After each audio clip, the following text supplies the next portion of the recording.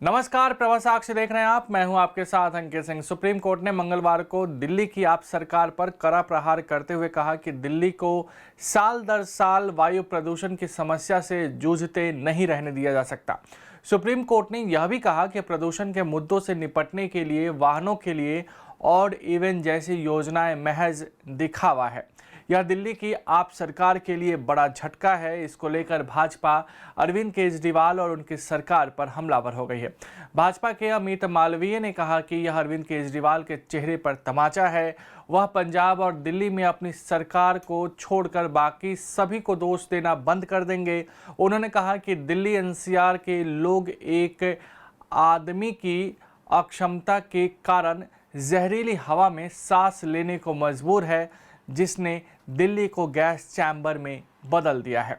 दिल्ली में वायु प्रदूषण पर बीजेपी प्रवक्ता शहजाद पूनावाला ने कहा कि सुप्रीम कोर्ट की फटकार के बाद आपको लोगों से माफ़ी मांगनी चाहिए।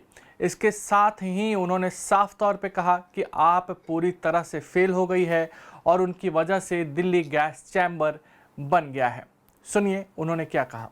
अब तो सुप्रीम कोर्ट की इस फटकार के बाद कम से कम आम आदमी पार्टी को दिल्ली की जनता से माफी मांगनी चाहिए और केंद्र पर, यूपी पर, हरियाणा पर प्रदूषण का दोष डालना बंद करना चाहिए और अपनी जो जिम्मेदारी है उसको उठाना चाहिए। सुप्रीम कोर्ट की जो तल्ख टिप्पणियां आई है पंजाब की पराली को लेकर और जिस प्रकार से दिल्ली गैस चेंबर बन चुकी है, उसको लेकर आज स्पष्ट है कि आम आदमी पार्टी पूर्ण तरीके से विफल रही है और उन्हीं के कारण आज दिल्ली गैस चेंबर बन चुकी है। पूरी दुनिया में सबसे प्रदूषित राजधानी है। 999 भी पहुंच चुका है AQI इंडेक्स। कुछ जगहों पर लगातार 5-6 दिन से सीवियर कैटेगरी में रहा है और दिल्ली गैस चेंबर बन चुकी है। अरविंद केजरीवाल पंजाब में सत्ता में आने से पहले पंजाब की पराली को दोष देते थे और मुख्य कारण बताते थे पूरे प्रदूषण का दिल्ली में। वो कहते थे कि हम आएंगे सत्ता में तो हम 1 साल में इस समस्या को निपटा देंगे। आज 15,000 से ज्यादा पराली जलाने की घटनाएं हुई है। कल 2,000 से ज्यादा, परसों 3,000 से ज्यादा घटनाएं हुई है। 750% पराली जलाने की घटनाओं में बढ़त हुई है जब से आम आदमी पार्टी की सरकार आई है। और ये वही आम आदमी पार्टी की सरकार है जो कहती थी कि हम इस समस्या को निपटाएंगे, हम बायो डिकम्पोजर दे देंगे, हम बायो डिकम्पोजर का छिड़काव करेंगे। कहाँ गया वो घोल जिस पर 23 करोड़ रुपए आपने खर्च किए विज्ञापन पर। आज सवाल ये भी बनेगा कि केवल पंजाब की पराली नहीं, दिल्ली में जो मुख्य कारण है प्रदूषण का, रोड डस्ट, उसके लिए क्या किया आपने? क्या स्वीपिंग हो रही है? मैकेनाइज स्वीपिंग हो रही है? MCD आपके पास है। इंडस्ट्रियल पोल्यूशन पर क्या किया? कंस्ट्रक्शन के पोल्यूशन पर क्या किया? व्हीकुलर पोल्यूशन को निपटाने के लिए कितनी बसेज आई? 12,000 बसेज चाहिए, परंतु आज कितनी बसेज है दिल्ली में?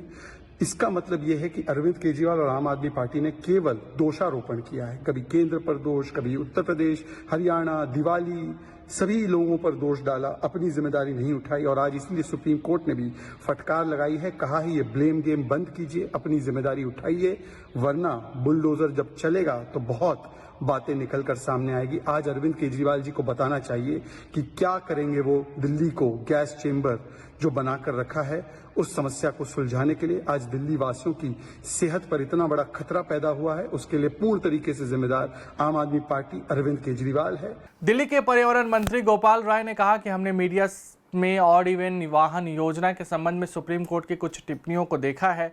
हमने तय किया है कि हम सुप्रीम कोर्ट के आदेश का अध्ययन करेंगे और उसके सुझाव को अमल में लाएंगे। सुनिए उन्होंने क्या कहा। ट्रैफिक पुलिस के अधिकारी और एनवायरमेंट विभाग के अधिकारियों के साथ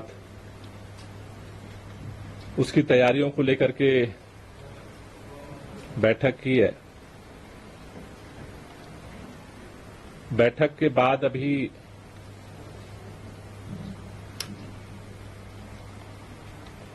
हमने ऑड इवन लागू करने के लिए क्या क्या नियम होंगे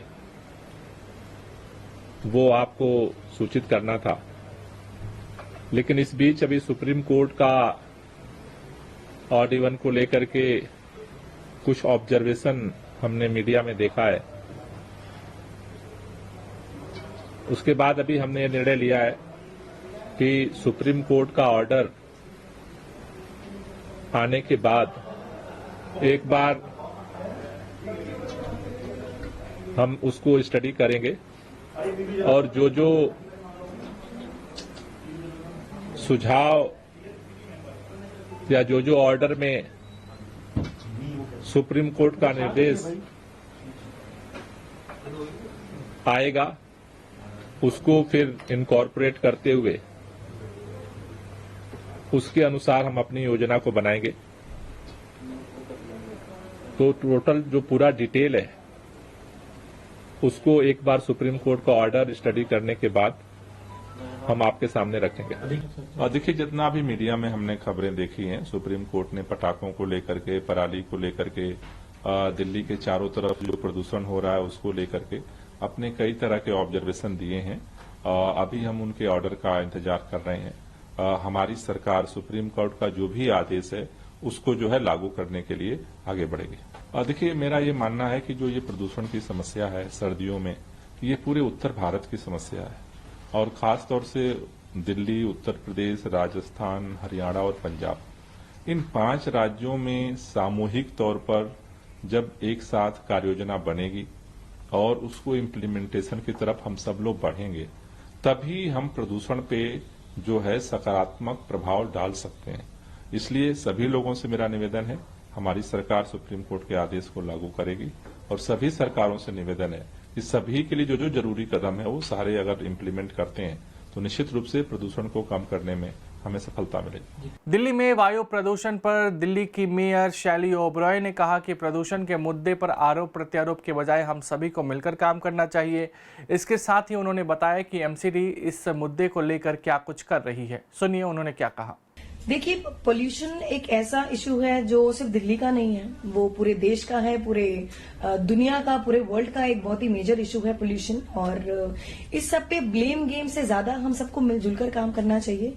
नगर निगम भी और दिल्ली सरकार दोनों ही हर वो कदम उठा रहे हैं जिससे हम दिल्ली की जनता को एक साफ सुथरी हवा दे पाए सांस लेने के लिए, क्योंकि जितने भी अस्थमेटिक पेशेंट्स हैं, जो उनको लंग्स की प्रॉब्लम है, बच्चे हैं, बुजुर्ग हैं, सबको सांस लेने में दिक्कत होती है। और एमसीडी की अगर हम बात करें तो लगभग 517 टीमों का गठन किया गया है, जिसमें 1100 से ज्यादा कर्मचारी और अधिकारियों को लगाया गया है और 12 जोन है एमसीडी के, उसमें 20-20 लाख का हमने फंड एलोकेट किया है, जिसमें डिप्टी कमिश्नर के अंडर और जितने तमाम हमारे दूसरे जोनल अधिकारी हैं, बिल्डिंग डिपार्टमेंट के अधिकारी हैं, इंजीनियरिंग डिपार्टमेंट के अधिकारी हैं, ग्राउंड लेवल पर मॉर्निंग इवनिंग शिफ्ट में वाटर स्प्रिंकलर्स हो, एंटी स्मॉग गन्स हो, साथ ही जेटिंग मशीन हो, इंटेंस तरीके से पानी का छिड़काव हो रहा है। 13 जो हॉटस्पॉट जो है उनको भी आइडेंटिफाई किया गया था और आज सुबह ही आरके पुरम में एक हॉटस्पॉट है केंद्रीय विद्यालय स्कूल, मैंने खुद विजिट किया और वहां पर अब पोल्यूशन डिटेक्ट करने का सेंसर भी लगा हुआ है। और सबसे अच्छी बात है, पिछले 3 दिनों में जो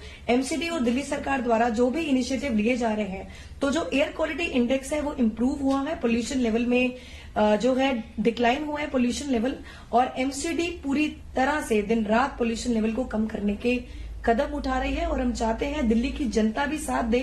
सीएनडी एक्टिविटीज को बैन कर दिया गया है और ओपन बर्निंग जो पहले होती थी उनको बैन कर दिया गया है। और मैं दिल्ली की जनता से अपील करूंगी, हमारा साथ दें, हम सब मिलकर ही प्रदूषण की लड़ाई को लड़ सकते हैं। और हम चाहते नहीं है, हमने जो चालान लगाया है 25,000 का, 10 लाख का, वो एनफोर्समेंट की हमें जरूरत ही ना पड़े। अगर दिल्ली की जनता हमारे साथ देगी तो हम एक साफ सुथरी हवा दिल्ली की जनता को दे पाएंगे। उच्चतम न्यायालय ने मंगलवार को पंजाब, हरियाणा, उत्तर प्रदेश और राजस्थान को फसल अवशेष जलाने पर तत्काल रोक सुनिश्चित करने का निर्देश दिया। इसको लेकर पंजाब के कैबिनेट मंत्री ब्रह्मशंकर शर्मा ने कहा कि पंजाब सरकार ने अपनी ओर से सभी प्रयास किए। हमने किसानों से चर्चा की और उनसे पराली न जलाने और वैकल्पिक फसलें चुनने की अपील की है। सरकार पराली जलाने से रोकने के लिए प्रतिबद्ध है ताकि पर्यावरण को नुकसान न हो। हम सुप्रीम कोर्ट का सम्मान करते हैं। मुख्यमंत्री भगवंत मान ने भी किसानों से अपील की है और मुझे उम्मीद है कि हालात सुधरेंगे। वहीं किसानों की भी अपनी समस्याएं हैं। किसान बोल रहे हैं कि उन्हें मजदूर नहीं मिल रहे और इसलिए उन्हें पराली जलाने पड़ रहे हैं। किसानों ने कहीं ना कहीं मुआवजे की भी मांग की है। सुनिए किसानों ने क्या कहा। ਕੱਢਦੇ ਕਿਉਂ ਤੁਸੀਂ ਉਹਨੂੰ ਇਕੱਠੀ ਕਰਕੇ ਨਹੀਂ ਰੱਖ ਸਕਦੇ? ਇਕੱਠੀ ਕਰਕੇ ਲੇਬਰ ਨਹੀਂ ਜੀ ਇੰਨੀ ਮਿਲਦੀ, ਜਾਂ ਤੇ ਸਰਕਾਰ ਕੋਈ ਨਾ ਕੋਈ ਮੁਆਵਜ਼ਾ ਦੇਵੇ ਤਾਂ ਤੇ ਸਾਨੂੰ ਇਕੱਠੀ ਕਰਕੇ ਸਗੋਂ ਸਾਨੂੰ ਫਾਇਦਾ, ਕਿਉਂਕਿ ਸਾਡੇ ਨਾਲ ਦੀ ਬਚਾਓ ਸ਼ਕਤੀ ਘਟਦੀ ਹੈ। अगर आप भी लेना चाहते हैं देश दुनिया की तमाम जानकारी तो आज ही सब्सक्राइब करें हमारे चैनल को। साथ ही नीचे दिए बेल आइकन को जरूर दबाएं ताकि हर अपडेट आप तक पहुंच सके।